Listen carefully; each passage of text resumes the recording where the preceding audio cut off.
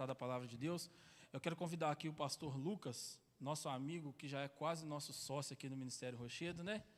O pastor Lucas, ele é presidente do Conselho de Pastores da nossa cidade e também um dos maiores pregadores do nosso município. Receba ele louvando a Deus com as suas palmas. Passei a resposta agora. Boa noite, irmãos. Boa noite. A paz do Senhor a todos. A primeira coisa é verdade, que eu já não sou visitante, não. Essa é verdade. A outra é por conta dele, né? Depois você resolve aí com a turma aí. Irmãos, privilégio estar aqui com vocês mais uma vez, e mais uma noite especial. Fico muito feliz de poder estar servindo, né? Sempre que sou convidado para estar aqui, venho com o maior prazer. Se precisar, desmarco outras coisas, né? Que é sempre bom estar aqui com os irmãos, servindo a igreja local.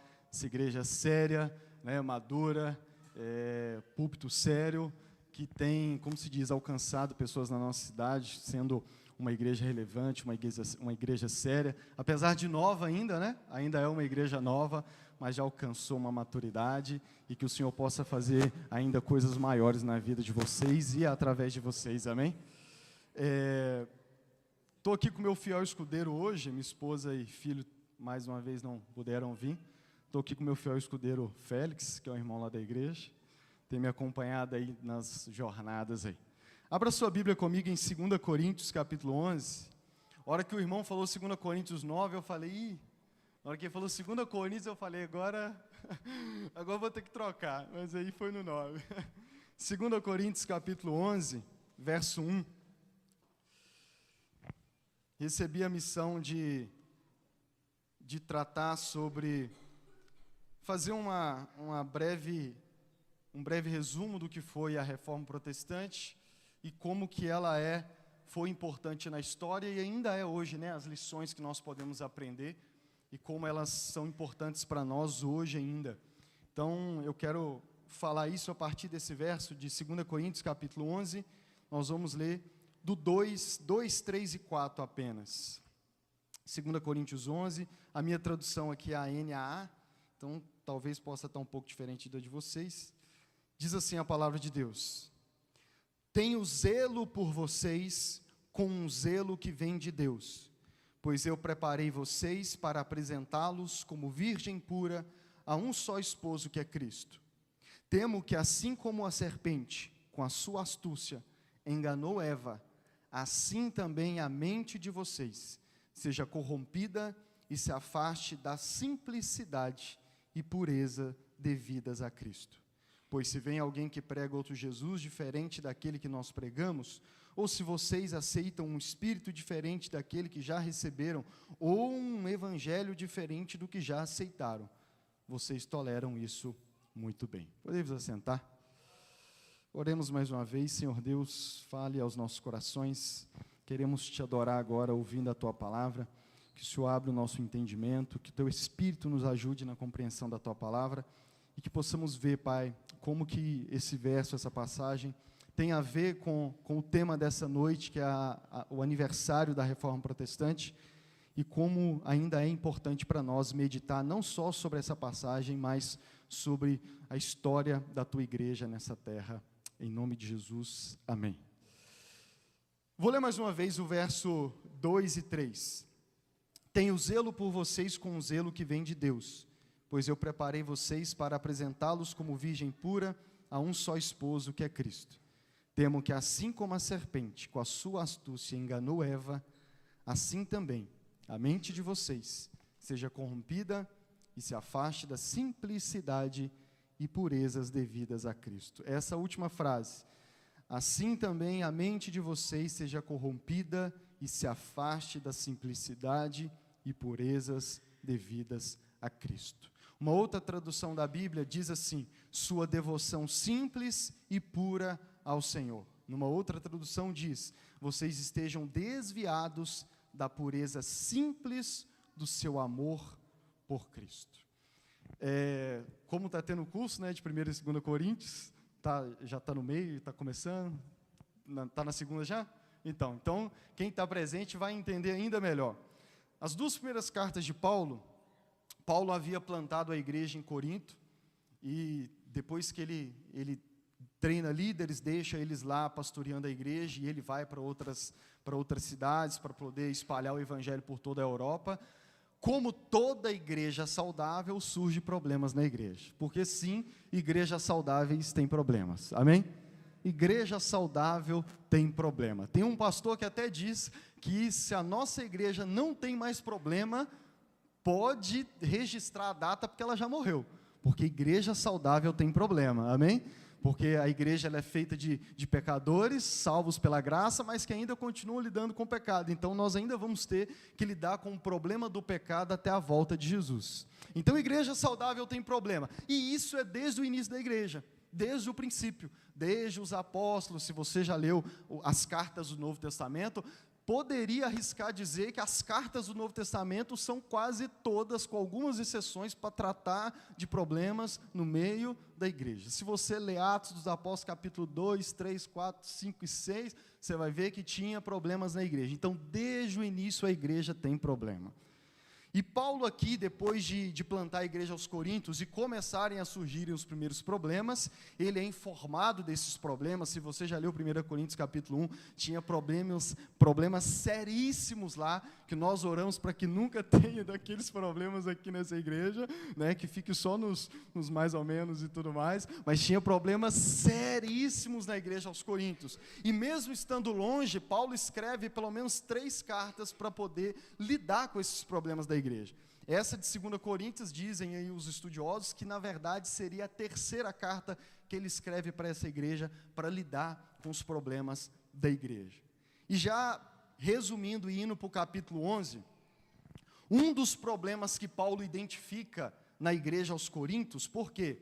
Antes de introduzir aqui o verso 3, um dos problemas que surgiu na igreja é que se infiltraram na igreja falsos apóstolos, falsos mestres, falsos pastores e líderes. E esses falsos pastores, falsos mestres, não só estavam ensinando coisas erradas, ensinando, como ele diz no verso 4, um outro Cristo, um outro Espírito, um outro Evangelho, além de ensinar teologicamente coisas erradas. Esses líderes também estavam, vamos dizer assim, fazendo um jogo de manipulação para colocar a igreja contra o apóstolo Paulo, que ele sabia que era o pastor, o apóstolo plantador daquela igreja, apesar de não ser o pastor atual da igreja. E eles, na sua estratégia de querer dominar a igreja, tinham que colocar, vamos dizer assim, né, a igreja contra o apóstolo Paulo e, consequentemente, contra a mensagem, contra a pregação do apóstolo Paulo. E, como, né, existe até hoje essa tática, quando você não vence argumentos, você ataca a pessoa. Porque, normalmente, se você consegue acabar com a pessoa, né, as pessoas naturalmente assimilam a mensagem à pessoa, isso é natural. Então, a estratégia deles era, vamos atracar Paulo, vamos colocar o povo contra Paulo, porque aí a gente domina tudo isso aqui e continua fazendo tudo que a gente quer fazer com a igreja aqui. E Paulo é muito duro na carta aos Coríntios para poder lidar com esses problemas. E vindo aqui agora ao verso 3, no verso 2 ele explica à igreja, olha, verso 1 ele diz, espero que vocês me suportem, porque a dureza que eu estou fazendo, inclusive na carta de 2 aos Coríntios, ele deixa claro que as primeiras cartas deixou a igreja muito triste, muito abatida por causa da severidade da carta. E aí Paulo vem e diz assim, olha, eu espero que vocês me suportem o tom que eu estou usando com vocês. E aí no verso 2 ele explica, por que eu estou usando esse tom com vocês? Porque o zelo que eu tenho por vocês é um zelo que vem de Deus, pois eu preparei vocês para apresentá-los como virgem pura a um só esposo, que é Cristo. A missão de todo pastor foi dos apóstolos e é de toda a liderança da igreja, dos diáconos, dos presbíteros. A missão em comum que toda a liderança tem é cuidar da noiva de Cristo, como o pai no passado, né, hoje em dia infelizmente não é tão comum, mas como no passado os pais cuidavam das suas filhas virgens e zelavam por elas para cuidar e proteger delas até que eles pudessem entrar e entregar para o noivo com quem a sua filha virgem pura iria se casar, e então teria, vamos dizer assim, um casamento até que a morte os separasse. Paulo usa essa linguagem para dizer, o zelo que eu tenho ao cuidar de vocês, e até mesmo quando eu pego pesado e faço vocês ficar até tristes, é porque eu assumi uma responsabilidade. Eu, como líder, como apóstolo, eu tenho a missão de cuidar de vocês, de zelar por vocês, de proteger vocês, como o pai cuida com toda a veemência da sua filha virgem, porque eu preciso cuidar de vocês, porque a minha missão é apresentá-las a um só esposo, que é Cristo Jesus. Eu preciso proteger, guardar vocês, para que vocês continuem sendo puras, sendo cada vez mais santas, vença a luta contra o pecado, vença os ataques de fora e os de dentro da igreja, para que vocês se mantenham puros, para o encontro com o verdadeiro noivo de nós, que não é nem nós apóstolos, mas é Cristo Jesus. E no verso 3 ele acrescenta uma das suas preocupações com a igreja. Ele diz assim no verso 3: temo que assim como a serpente, com a sua astúcia enganou Eva, assim também a mente de vocês seja corrompida e se afaste da simplicidade e pureza devidas a Cristo. Paulo apresenta agora uma das suas maiores preocupações com a igreja de Corinto, que era que, assim como Satanás, a serpente, enganou Eva no jardim do Éden, no paraíso, ele diz, o mesmo risco, o mesmo problema que aconteceu lá no início, e quem já leu Gênesis 3 sabe, Adão e Eva estavam no paraíso, não havia pecado, mas o diabo, Satanás, entra na serpente e consegue no paraíso corromper a mente daquele casal, para que eles desobedecessem a Deus, para que eles dessem ouvidos à voz de Satanás e não dessem ouvidos à voz de Deus, e assim entra o pecado no mundo e a raiz de todos os nossos problemas. Paulo traz a memória da igreja, Gênesis capítulo 3, Paulo meio que relembra eles ao citar a história, assim como talvez aconteceu com você agora. Paulo faz eles puxarem na memória como que foi o relato. A serpente chegou astuta, começou na conversinha, no ouvido, no pé do ouvido, com meias verdades, meio ali distorcendo um pouco ali o que Deus tinha falado com Adão e Eva, a ponto de conseguir levar Adão e Eva a pecarem e a desobedecerem a Deus. Paulo traz isso à memória dos coríntios e diz, eu tenho um temor, o temor que eu tenho como apóstolo, é que o mesmo aconteça com vocês. Mesmo já sendo cristãos, mesmo já sendo igreja de Jesus, porque ele começa a carta dizendo, a igreja de Jesus em Corinto, mesmo já sendo cristãos, mesmo já sendo igreja, eu temo que vocês sejam enganados por Satanás. E do que você está falando, Paulo? E assim como aconteceu com Adão e Eva, na mente de vocês sejam corrompidos, e vocês se desviem, e eu gosto muito dessa frase, da simplicidade e purezas devidas a Cristo. Outras traduções, da pura e simples devoção a Cristo Jesus. Por que Paulo fala disso? Porque uma das maiores batalhas do apóstolo Paulo, se você já leu as cartas dele, você sabe, e não só do apóstolo Paulo, mas no princípio da igreja, um dos maiores problemas e maiores batalhas dos primeiros pastores, dos apóstolos, era proteger as igrejas de fazer o que hoje nós chamamos de sincretismo, ou de mistura. Se você já leu as cartas do apóstolo Paulo, se você frequenta a escola bíblica, você se lembra agora, talvez puxa na memória aí, que um dos assuntos mais tratados por Paulo em todas as suas cartas era a mistura do judaísmo com o evangelho de Jesus. Era essa mistura em que eu sou de Jesus, eu creio em Jesus, mas eu também tenho que guardar o sábado. Eu creio em Jesus, mas eu também tenho que, se eu sou homem, eu preciso me circuncidar. Quem se lembra de histórias assim no Novo Testamento? Essa era uma das maiores batalhas do apóstolo Paulo, era proteger a igreja. Várias das suas cartas ele trata claramente desses assuntos, dessa mistura, desse sincretismo que era eles pegarem o evangelho de Jesus, o caminho que Jesus ensinou, o evangelho dos apóstolos, e misturar algumas coisas. É crer em Jesus, mas também precisa guardar a religião judaica. É crer em Jesus, mas não pode comer o alimento momento tal. E aí toda essa luta, que inclusive até mesmo os 12 apóstolos enfrentaram no início da igreja. Eles tiveram dificuldades de entender que as coisas precisavam ser separadas, de que apesar de ter similaridades e de ter os seus fundamentos, o cristianismo ter os fundamentos na religião judaica do Antigo Testamento, ele vinha como um vinho novo, tendo um novo e vivo caminho, que em alguns aspectos, em muita coisa, podemos dizer, se distanciava da religião judaica, a ponto de certa forma, ser uma nova religião. E até os apóstolos tiveram essa dificuldade. E a mesma luta e a mesma coisa que Paulo diz aqui. Ele diz, porque a igreja de Corinto também estava enfrentando esses problemas. E não só esse problema da mistura com o judaísmo, com a religião judaica, mas também a mistura, no caso de Corinto, que fazia parte da Grécia, a mistura com as filosofias gregas. Se você também ler a carta aos Coríntios, você vai ver, principalmente no início da primeira, que Paulo vai tratar muito disso. Os coríntios, por estar na Grécia, no berço da filosofia essa que existe até hoje, Sócrates, Platão e por aí vai, a igreja também, desde o seu princípio, também flertou e em muitos casos caiu na tentação de também misturar o evangelho de Jesus, o caminho de Jesus, com filosofia.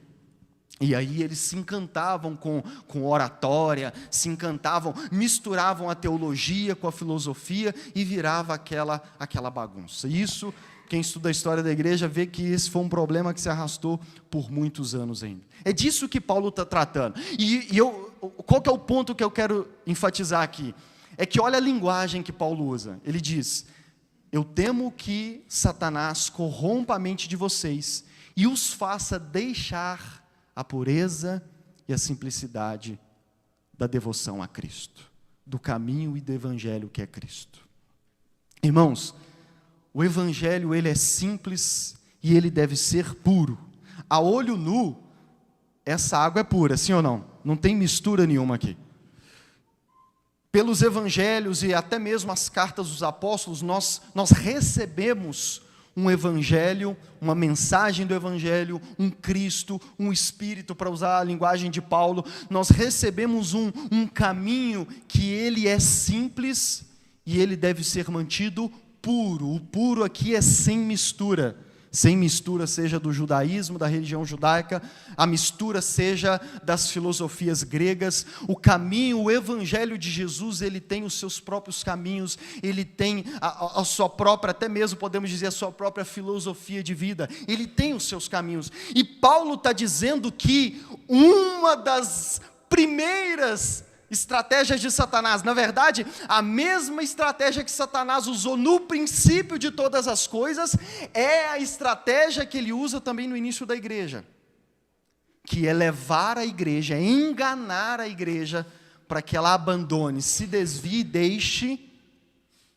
o verdadeiro evangelho, o verdadeiro caminho e a sua simplicidade e pureza, acrescentando várias outras coisas. Esse é um dos problemas que Paulo teve que lidar na igreja aos Coríntios, e como eu disse, quase em todas as igrejas no princípio do cristianismo. Por que eu introduzi com isso?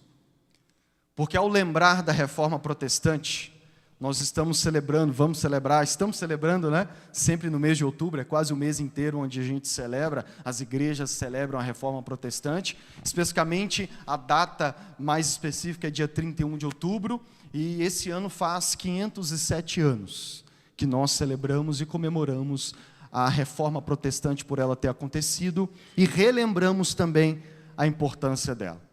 Mas o que aconteceu que gerou e resultou a reforma protestante? E aí você vai entender por que eu comecei com essa passagem. Nada mais, nada menos do que o temor de Paulo, vamos dizer assim, o temor que Paulo tinha com a igreja de Corinto, o temor que Paulo tinha com essa estratégia de Satanás de corromper o evangelho, Jesus, o caminho do cristianismo, essa estratégia de Satanás, o que aconteceu para gerar a reforma protestante, nada mais foi do que Satanás persistindo nessa estratégia. E não só persistindo, como infelizmente tendo sucesso por um período longo da história. Porque o que aconteceu a partir do primeiro século, a partir da morte dos apóstolos e depois dos primeiros pais da igreja e a liderança da igreja? O que aconteceu é que a igreja foi crescendo. A igreja foi crescendo, foi ganhando corpo, não vou entrar em todos os detalhes da história, ao ponto dela se tornar a religião oficial de Roma, a religião oficial do país, da nação e tudo mais, e de vários países da Europa. Só que, não vou usar a frase do Homem-Aranha não, o problema é que à medida em que a igreja cresceu, e aí, sem entrar nos detalhes da história também, o papado se estabeleceu, que é a liderança da igreja ser, vamos dizer assim, centralizada na pessoa do Papa, vamos dizer assim, no clero, né? nos sacerdotes, nos padres. A liderança da igreja começou a ser centralizada a ponto de ser estabelecido o papado, onde o Papa era a voz máxima da igreja. E aí, com isso, a igreja passou a se tornar cada vez mais rica. E aí veio as tentações. A tentação, a mesma de Satanás, a tentação de deixar a simplicidade e a pureza da devoção a Cristo. E a igreja, a sua liderança começou a se corromper com papas, padres que na época já não casavam, se casando, outros, vamos dizer assim, se relacionando com pessoas, tendo filhos, e aí começou, eu esqueci a palavra que define isso, mas começou aquela situação de você colocar na liderança da igreja pessoas da sua família, ou parentes, a ponto de, em certo momento da história, um papa ter tido um filho, e um pouco tempo depois colocar o filho dele como papa no lugar dele, e aí começou as complicações, as corrupções, as deturpações no meio da liderança da igreja, e começou a haver vários conflitos, sem mencionar os conflitos teológicos, porque começou a haver as divergências de qual que é o certo, é isso que é certo, isso é doutrina bíblica, isso aqui não é, mas vamos acrescentar isso aqui, não, mas vamos acrescentar aquilo outro. Surge então aquela doutrina da igreja, onde o que o Papa falava era o mesmo nível, o mesmo patamar que a Bíblia. Quando ele falava ex cátedra, ele era infalível, assim como a Bíblia era, então toda a igreja, os fiéis tinham também que seguir, e aí nessa daí você imagina, né?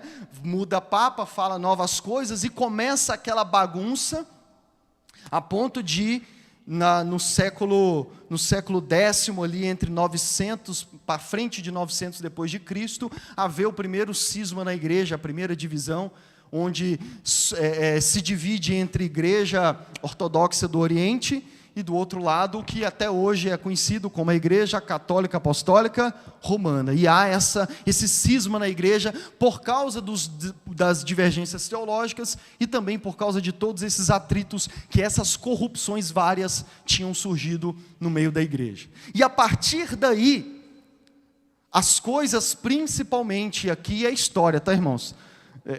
Basta qualquer livro de história, internet, você vai ver que aqui não é fala de pastor evangélico, não. Principalmente do lado da Igreja Católica Apostólica Romana, as coisas foram ladeira abaixo, foram de mal a pior.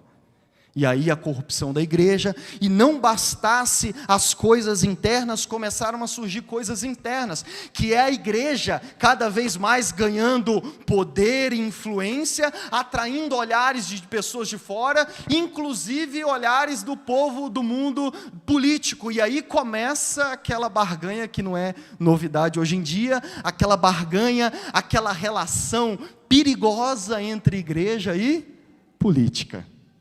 E aí começa os políticos a querer usar a igreja, e eu não sei se você já assistiu o filme da Idade Média, mas normalmente a maioria dos filmes da Idade Média vai ter lá as guerras políticas, mas vai estar a igreja no meio. Quem se lembra de um filme que tem mais ou menos isso? Tem lá o padre, e não sei se você já reparou nesses filmes, o padre ou o papa sempre tem aquela relação próxima com aqueles que têm o poder, e às vezes são até usados, ou em outros filmes, são são até os cabeças de toda a corrupção. Por quê? Porque é fato histórico de que essa relação estreita entre igreja e política foi só crescendo e só corrompendo ambos os lados da história. Aí surge então a religião do islamismo, que começa a tomar conta de Jerusalém, começa a perseguir os cristãos. Vem um certo rei que fala assim: a gente não pode aceitar calado todas essas coisas. E aí surge então, talvez você já viu o filme também disso,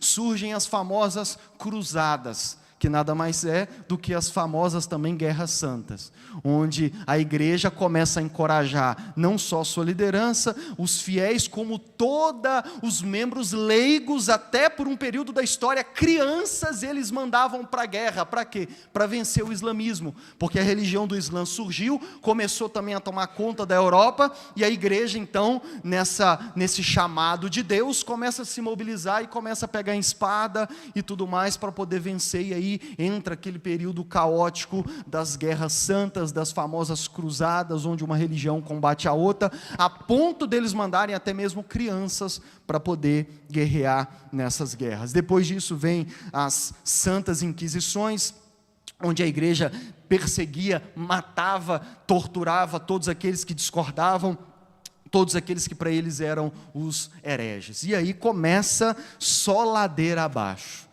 Depois disso vem o período da Renascença, onde há um renascimento vamos dizer assim, da atenção, do trabalho dedicado às artes. As pessoas voltam a se dedicar à pintura, à arte, a falar sobre o belo, e aí a igreja, no meio de todo esse contexto cultural, também começa a voltar-se para esse lado, e é daí que vem aquela busca por ter as catedrais magníficas que existem até hoje no mundo. Você pega e vê essas catedrais, principalmente na Europa, são catedrais magníficas, e aí começaram aquele movimento de pintura, de deixar os templos cada vez mais belos. Só que para deixar cada vez mais belos, precisa-se até hoje de quê? De dinheiro, certo? E aí, no que precisa de dinheiro, naquela época da história, as pessoas tinham muito menos dinheiro do que nós temos hoje. Eu já vi um vídeo que diz que hoje em dia, até a maioria daqueles que se consideram pobres tem mais do que os reis do passado. Tem mais. Então imagina naquela época, e aí é que surge também na igreja várias outras doutrinas, e uma das principais que nós inclusive lembramos na Reforma, e que foi um dos principais pivôs da Reforma estourar, que são as famosas indulgências. Porque não é novidade também a igreja que precisa de dinheiro, ela ceder à tentação de usar a estratégia do pressionado, do esgoelar, vou usar um termo popular aqui, de sufocar os seus membros para que ofertem mais. E aí começa também esse movimento que enriquece a igreja por muito tempo e por aí vai. Ladeira abaixo, como eu disse, se você estuda a história. E à medida em que a história foi só piorando, foi só corrompendo política, dinheiro e várias outras coisas, as coisas só iam de mal a pior. Começa a surgir aqui e ali na Europa as primeiras tentativas de reforma. Porque Deus, Ele é bom, Jesus está edificando a sua igreja e sempre haverá um remanescente fiel, aleluias. Na idade, como dizem alguns, na idade das trevas, Deus também sempre mantém os seus fiéis, os remanescentes. E aí começa a surgir aqui e ali na Europa as primeiras tentativas de reforma. E preste atenção na palavra, era tentativa de quê? Reforma. Ou seja, o que é reforma? Reforma você não destrói tudo e constrói um novo. Reforma você vai reparar aquilo que precisa ser corrigido e consertado, e começa a surgir padres, monges e pessoas até mesmo da liderança dizendo: as coisas estão erradas, não era para estar assim, vamos corrigir, vamos reformar. E eles começam a padres em paróquias a pregar contra as coisas que estavam erradas, porque até hoje ainda uma das maiores armas é a pregação no que diz respeito à igreja, porque é a pregação que mobiliza a igreja, é a pregação que dá visão, que dá direção para a igreja.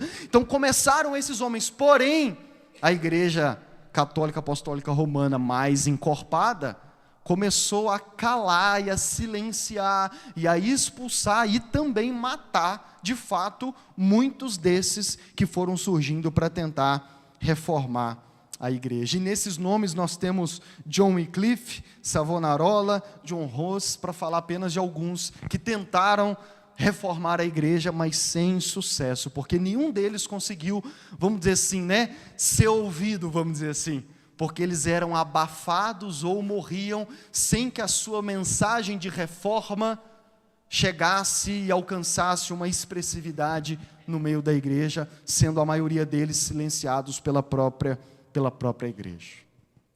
Para falar teologicamente, antes de entrarmos no estourar da reforma protestante, 2 pontos que teologicamente a gente poderia tratar como que eram problemas nessa corrupção da igreja, no que diz respeito à salvação e autoridade. Esses são 2 temas que nós poderíamos resumir a todas as questões teológicas. Por quê? Salvação. No meio de todo esse conflito de corrupção, é óbvio que iria chegar na parte teológica. É óbvio que, como eu disse, a pregação é o meio pelo qual a igreja é mobilizada. Então, para mobilizar para os interesses políticos de riqueza da igreja, da liderança corrupta, o que eles tinham que se utilizar? Do púlpito. Só que era preciso se utilizar do púlpito usando, vamos dizer assim, aquilo que todo mundo ouvia, que era a palavra de Deus. E aí começam as corrupções da palavra, e mais especificamente no que diz respeito à salvação, onde começou a se pregar que os homens não eram salvos apenas pela fé, mas também eram salvos pelas suas boas obras, pelas suas penitências, pelas coisas que eles pagavam, e também pelas indulgências. Na verdade, a indulgência de forma mais prática ainda era isso, era você comprar, pagar o valor, seja para você ou para um ente querido, um lugarzinho garantido no céu. E na Idade Média, hoje em dia ninguém tem medo do inferno, né?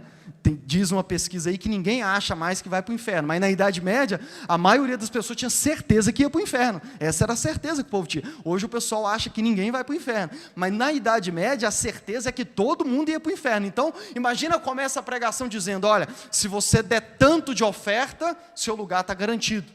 Se você der mais tanto de oferta, o seu parente que está lá no purgatório lá, sem saber se vai para o inferno ou não, e muito provavelmente você conhecendo a vida dele, vai para o inferno, mas se você pagar tal valor, a gente consegue resgatar ele e ele vai para a eternidade. Funciona ainda hoje, irmãos, imagina naquela época, né? Funciona ainda hoje. Então naquela época, as pessoas começaram aos montes, e aí o assunto da salvação deixou de ser centralizado em Cristo e na sua obra redentora, e passou a ser incluída várias outras situações. No que diz respeito à autoridade, da mesma forma. A autoridade na igreja não era apenas mais a Bíblia aberta, exposta para a igreja. A autoridade agora, o Papa tinha autoridade. Como eu disse, quando ele falava ex-cátedra, ou seja, da sua cadeira, a palavra dele era equivalente à Bíblia, então tinha que ser seguida.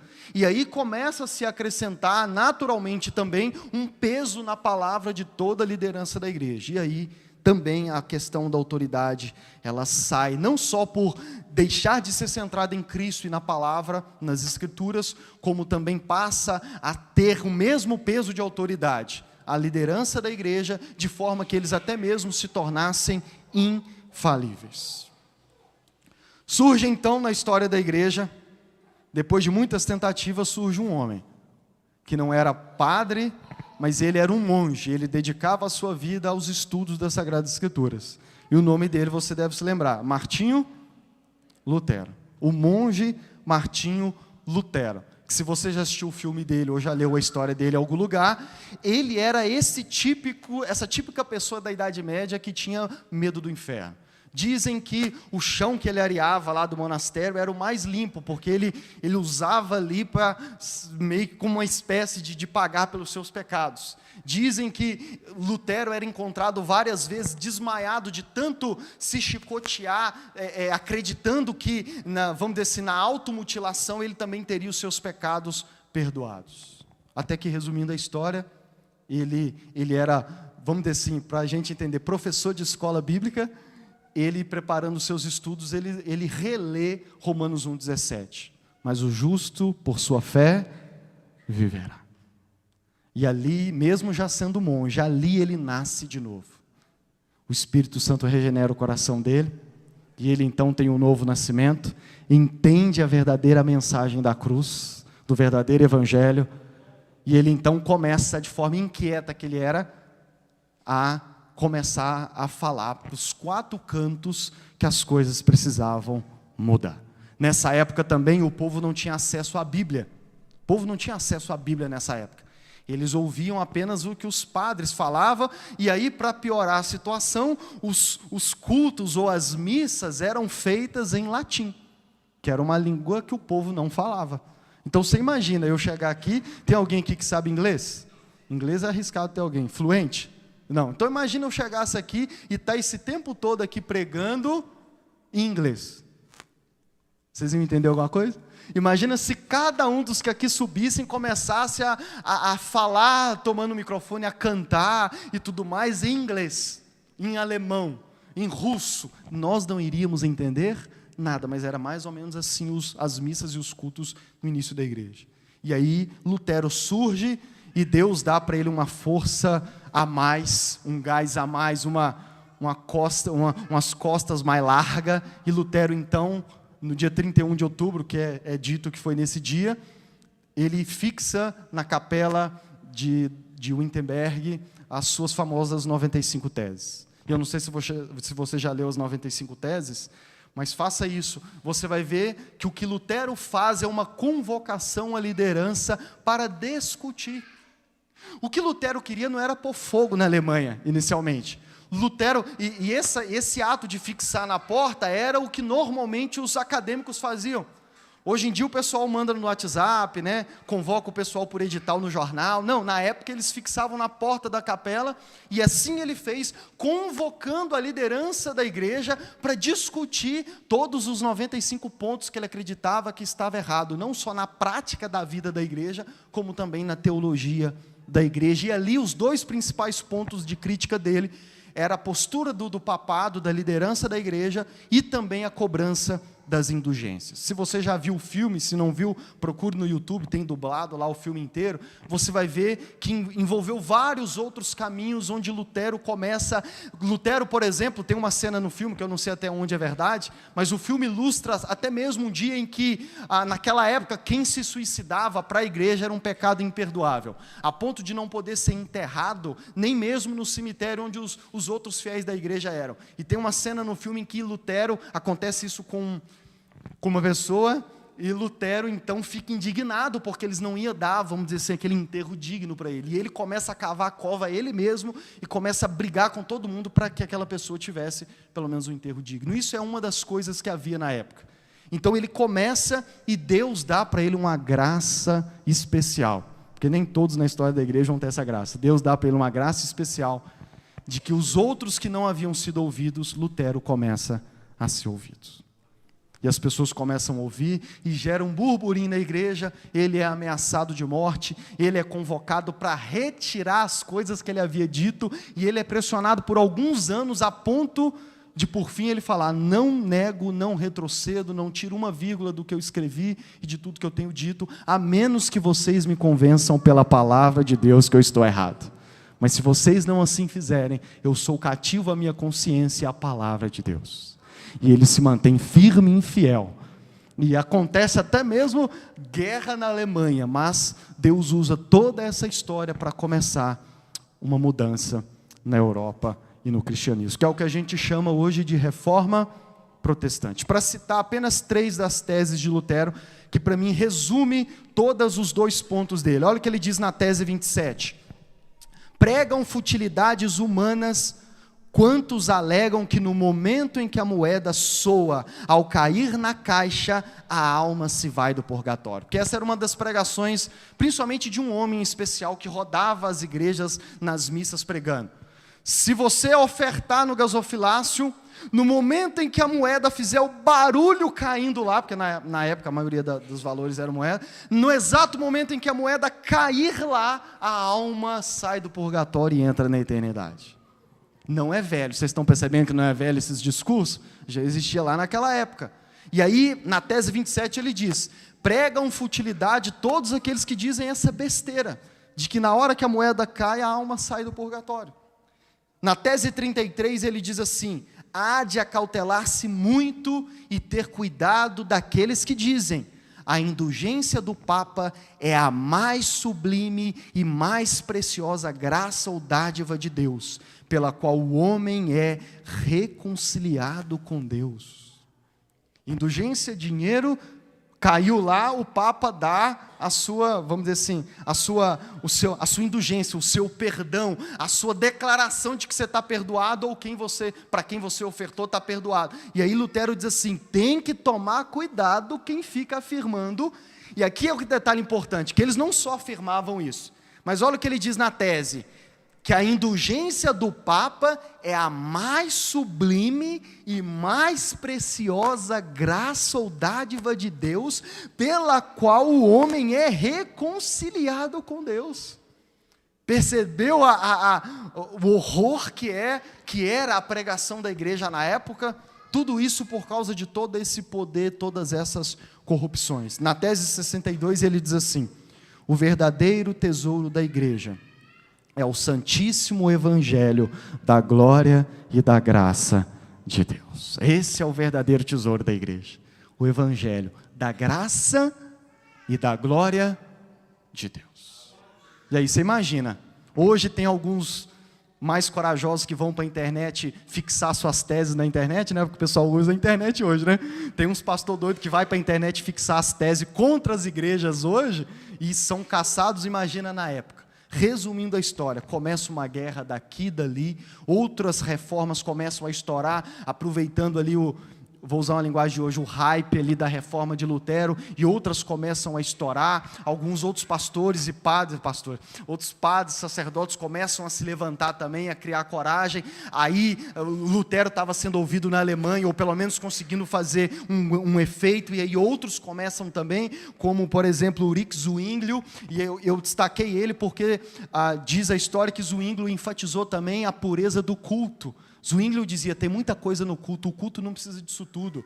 E aí ele começou a dar a Bíblia para o povo. Zwinglio começou a fazer com que as missas fossem feitas na linguagem do povo. Enfim, resumindo a história aqui, depois de anos de guerra e de batalha, mais de 5 anos, acontece, no fim das contas, infelizmente depois de até mesmo algumas mortes, acontece o Tratado de Paz de Augsburgo, onde a igreja diz assim: olha, não tem como mais, a gente não vai conseguir abafar eles mais, então vamos dar a eles a liberdade para que eles, vamos dizer assim, né, vivam a sua religião separada, e aí acontece oficialmente a separação. A igreja continua lá nos caminhos dela, firmes de que aquilo que elas estavam vivendo era verdade, e surge então todo o movimento de reforma protestante, que, resumindo a história, vai redundar na igreja luterana e várias outras ao longo da história, que nós não temos tempo para tratar aqui. E assim, a história é marcada, e nós nos reunimos praticamente todo mês de outubro, nessa igreja pelo menos, sempre acompanho quando não estou, é sempre celebrado o memorial da Reforma Protestante. Por quê, irmãos? Porque essa é a importância da Reforma. A Reforma é um dos períodos mais importantes da história da igreja. Por quê? Porque no meio de um dos períodos de maior treva da igreja, de maior corrupção, em todos os sentidos, teológico, eclesiástico, Deus deu graça para alguns homens levantarem a sua voz, e unindo força a outros, tentar reformar, como infelizmente não conseguiram, ter pelo menos paz para seguir o caminho. E aqui eu encaixo e trago de volta o texto que Paulo diz: se vocês não querem voltar à simplicidade, à pureza de Cristo, da devoção a Cristo, nós o faremos no nosso caminho.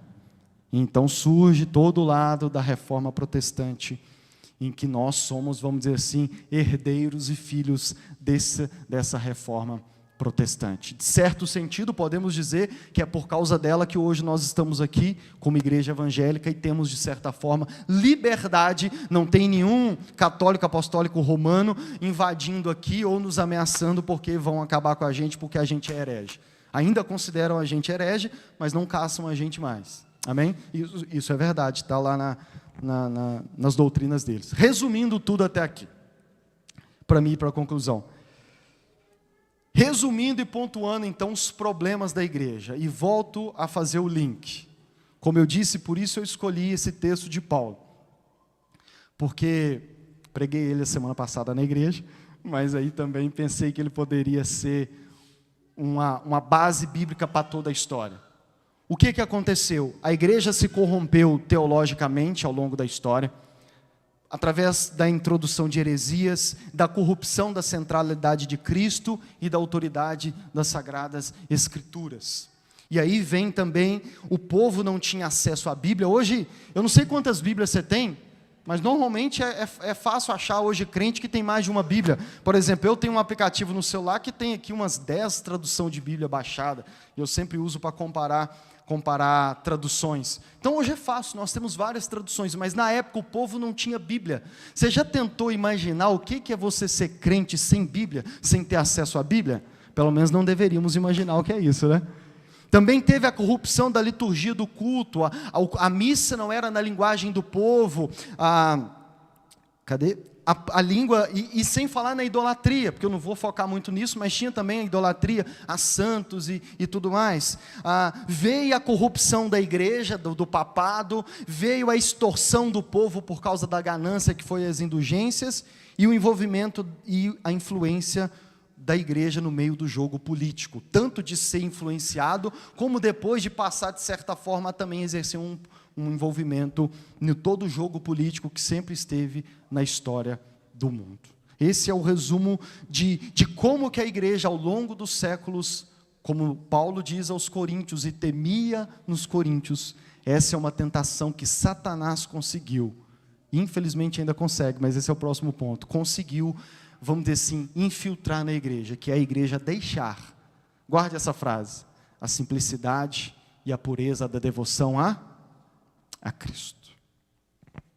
E como eu disse, a reforma vem, consegue a muito custo estabelecer, no mínimo, um caminho de paz para poder seguir de forma mais simples e pura. Surge então os 5 solas, que também é marca da reforma. Somente Cristo, somente a fé, somente a graça, somente as Escrituras e somente a Deus toda glória, que resume toda a conquista da reforma protestante e como ela foi se desenvolvendo, e só nesses 5 solas ser resumido com a palavra somente, somente Cristo, somente a fé, somente a graça, somente as Escrituras como autoridade e somente a Deus toda a glória, já nos mostra que o caminho que a reforma buscou estabelecer era um caminho de simplicidade e pureza, porque a somente Cristo resume bem isso que Paulo havia estabelecido lá no início da igreja. Para finalizar, qual é a importância da reforma ainda hoje? Por que, Lucas, devemos estudar como a igreja do Rochedo faz todos os anos, no mês de outubro, celebrar, relembrar a reforma protestante? 4 pontuações aqui de como ela ainda é importante hoje. Em primeiro lugar, porque essa tentação, essa estratégia de Satanás, que era real para Paulo na época dos coríntios, e que nós vemos que ao longo da história da igreja era real lá 500 anos atrás, no período em que a reforma surge, essa tentação, essa estratégia de Satanás ainda existe hoje. Infelizmente, Satanás, esse desgraçado, não mudou a sua estratégia. E ele continua com a mesma estratégia. E mesmo 507 anos depois da reforma, nós ainda, e hoje, do lado protestante, do lado evangélico, infelizmente não tem como dizer que não exista, hoje ainda, muitas igrejas evangélicas que sofrem e caem nessa mesma tentação. Qual tentação? A de deixar e se desviar da pureza e da simplicidade da devoção a Cristo. Eu não conheço a maioria aqui, mas talvez se eu sentasse com você, você me contaria a sua história de que talvez você veio de uma igreja, ou começou a caminhada em uma igreja, onde tinha muitas deturpações, muitas coisas que, resumindo a história da reforma para você, você diz, olha, isso aí acontece hoje. Essas barganhas por causa de dinheiro, quem está me entendendo? Quem sabe o que eu estou falando? Então ainda existe, irmãos. E se ainda existe, se Satanás ainda usa a mesma estratégia, não só precisamos voltar à carta aos Coríntios, como precisamos constantemente para que não caia no nosso esquecimento, porque, vamos lá, no mundo ideal, a reforma aconteceu há 507 anos atrás. Não precisávamos voltar a falar das mesmas coisas. Teoricamente não seria isso? Poxa, a gente já venceu, como se diz, a gente já virou essa página. Não deveríamos cair nos mesmos erros. Mas eu e você sabemos que não só a igreja de modo geral, mas às vezes eu e você pessoalmente, caímos nos mesmos erros, das mesmas tentações e nos mesmos pecados. Por isso, constantemente precisamos voltar, ainda hoje, às Escrituras e à história da igreja. Porque pelo menos diz o ditado que quem conhece a história não repete a história. Não é totalmente certeiro, porque a gente vê a história se repetindo a cada vez. Mas, se é difícil, relembrando a história, imagina deixando ela de lado. Então, a primeira aplicação, a tentação, a estratégia de Satanás ainda é real hoje. E nós precisamos nos lembrar constantemente, não só da carta aos Coríntios, mas da história da Reforma Protestante, para que possamos, como diz, se tornou também um dos lemas da Reforma, igreja reformada sempre reformando, porque constantemente precisamos, vamos dizer assim, você já entrou no meio do mato e aí saiu do outro lado cheio de carrapicho? Você tem que fazer o quê? Irmãos, constantemente entra carrapicho no vestido de pureza da igreja e nós precisamos o quê? Ir tirando, para nos manter puros até o encontro com o nosso único noivo.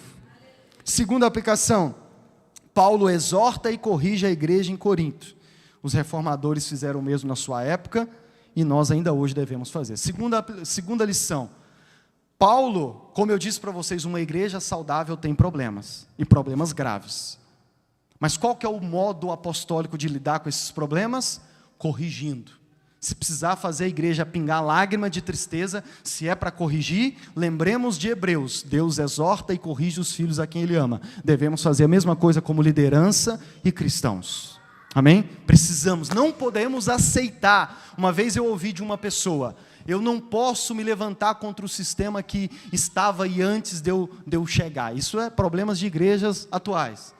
E eu lembro que eu disse assim para ele, imagina se Martinho Lutero tivesse pensado isso. Então nós temos que ter coragem, amém? Temos que ter coragem e se preciso for às vezes, irmãos, dá a cara para bater. Mas temos que corrigir os problemas da igreja, seja da nossa local ou lutarmos pela igreja na nossa cidade também, para podermos corrigir os problemas da igreja. Em terceiro lugar, há esperança para uma igreja que se corrompe. Eu vou dizer de novo, há esperança para uma igreja que se corrompe. Eu não sei se você considera o problema da época da reforma pior ou menor do que os que a gente enfrenta hoje. Mas de um jeito ou de hoje, o que nós nos lembramos ao ver a história, não só das igrejas bíblicas, como do Apocalipse de Corinto, é que há esperança para igrejas que se corrompem, desde que elas façam sempre o movimento de retorno a Cristo e às Sagradas Escrituras. Há esperança. O movimento dos desigrejados hoje desiste da igreja. Sim ou não? A maior característica do movimento dos desigrejados é que eles desistem da igreja. Por isso a terceira aplicação é, há esperança para uma igreja que se corrompe. Porque ainda que você seja desigrejado ou já tenha flertado com isso, pastor, eu não vou mais congregar porque a igreja tem esse, deixa eu dizer, sempre teve desde o início, mas há esperança para uma igreja que se corrompe, porque Cristo não abandona a sua noiva, e Ele sempre vai levantar os corajosos para poder corrigir, exortar e purificar a sua igreja até a sua volta. E por último, a quarta aplicação tem a ver com a terceira. Quem está edificando a igreja é Jesus, continua sendo Jesus e será Jesus até a sua volta. Efésios 5 diz que Ele está preparando a noiva para encontrar-se com Ele mesmo. Então percebe, a última vez que eu estive aqui eu preguei sobre isso, Jesus está usando os pastores e nós uns aos outros para purificar a igreja, para encontrar com Ele mesmo. Então podemos estar certos de que aquele que prometeu edificar a sua igreja, que as portas do inferno não prevaleceriam rebelião contra ela, não dorme, não cochila, permanece no trono da glória, edificando a tua igreja, cuidando da tua igreja, andando no meio da igreja, como Apocalipse diz. E ele não abandonou a igreja de Corinto, ele não abandonou a igreja na Idade Média, e ele não abandonou a igreja no século 21. Jesus continua edificando a sua igreja e convocando a sua igreja, os corajosos, para se levantar, arregaçar a manga e dizer: se precisar reformar, a gente reforma. Quem crê nisso, dá uma glória a Deus. Então vamos orar, fique de pé.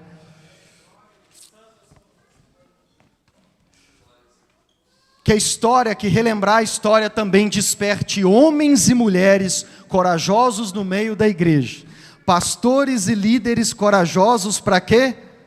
Para, se preciso for, arregaçar as mangas e dizer: nós vamos fazer parte da reforma do século 21. Seja na minha igreja local, seja na minha igreja na cidade, seja na igreja no Brasil e no mundo. Senhor, eis-me aqui, conte comigo. Amém? Eis-me aqui, conte comigo. Quando você lidera um pequeno grupo de apoio, você está sendo usado por Jesus. Quando você se torna líder de escola bíblica, quando você se torna pastor na igreja, quando você é um membro da igreja que zela pela igreja nas suas atribuições, você está sendo usado por Jesus para cuidar dessa noiva virgem e pura que Ele está trabalhando nela, para o encontro perfeito com Ele. Então eu te convido a orar neste momento, 2 orações: gratidão a Deus, porque Ele não abandona a sua igreja, jamais abandonou e jamais abandonará. E em segundo lugar, peça a Deus, ao Espírito Santo, que te dê espírito de ousadia, para você arregaçar as mangas e dizer: Senhor, eis-me aqui. O que o Senhor precisar de mim para manter a igreja pura, ou para reformá-la se for preciso, o Senhor pode contar comigo. Vamos orar? Eleve a sua voz ao Senhor. Senhor, nosso Deus e nosso Pai, Deus, nós estamos aqui, Senhor, numa noite especial, Senhor. Estamos aqui em mais um memorial, Senhor, da reforma protestante, Pai, onde nós nos lembramos aqui neste momento os problemas que resultaram, que levaram ao despertamento, ao surgimento e à necessidade da reforma protestante. Também estamos aqui celebrando, Senhor, que a reforma aconteceu de fato há mais de 500 anos atrás. E em primeiro lugar nós oramos a Ti como forma de gratidão, porque Tu és o Deus que está edificando a Tua igreja. Tu és o verdadeiro e único noivo. Tu és um noivo que não abandona a Tua igreja, mesmo quando ela se desvia, mesmo quando ela se corrompe. O Senhor é um noivo fiel, não só um marido, mas um noivo fiel que jamais abandonou e jamais abandonará a Tua igreja. E se estamos aqui hoje, 507 anos depois, é por causa disso. Se estamos aqui, Senhor, há mais de 2000 anos, há mais de 1000 anos da carta aos Coríntios, é porque o Senhor continua cuidando da Tua noiva, e nós queremos elevar a nossa voz de gratidão, dando a Ti graças por tudo que o Senhor fez, está fazendo, vai continuar fazendo e ainda fará, para purificar a Tua igreja, para cuidar da Tua igreja, para limpá-la de toda mancha, de toda ruga, de toda mácula, até que chegue o grande dia em que nos encontraremos como virgem pura diante do Senhor, para celebrar de vez o nosso casamento e poder estarmos com o Senhor perfeitos, sem pecado, Senhor, ao Teu lado, não até que a morte nos separe, mas por toda a eternidade.